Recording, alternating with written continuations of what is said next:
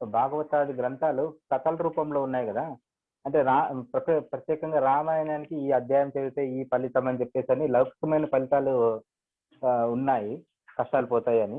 ఇప్పుడు ఈ లౌకికమైన ఆశలు లేకుండా పరమాత్మ కావాలా, మోక్ష మాత్రమే ఉండేవాళ్ళు రామాయణాది గ్రంథాలని పఠించల్లా, వాళ్ళకు కూడా ఇది ఉపయోగపడుతుందా? అంటే శ్రవణం చేసేది రామాయణము శ్రవణం చేసేది ఇది ఏ విధంగా వాళ్ళకి సహకరిస్తుంది?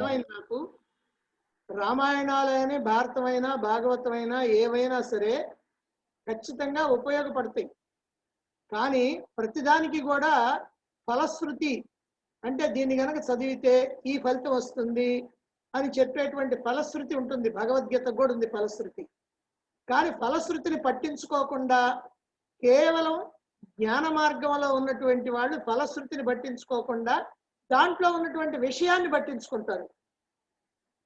భారతంలోనైనా రామాయణంలోనైనా దేంట్లోనైనా సరే దాంట్లో ఉన్నటువంటి విషయాన్ని పట్టించుకొని దానికి ప్రయత్నం చేస్తారు, దానికి సాధన చేసుకుంటారు.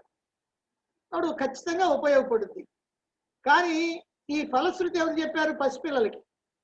అంటే ఈ ప్రాపంచికమైనటువంటి విషయాలు కావాలనుకున్నటువంటి వాళ్ళకి అదిగో మీకు ఇది కూడా వస్తుంది, కావాలని దీన్ని కనుక చదువుకుంటే దీన్ని కనుక తెలుసుకుంటే ఇవి కూడా వస్తాయని వాళ్ళకి చెప్పారు. కాబట్టి దీంట్లో రెండు రకాలు ఉన్నాయన్నమాట. అంటే వాళ్ళకి ఉపయోగం, వీళ్ళకి ఉపయోగం.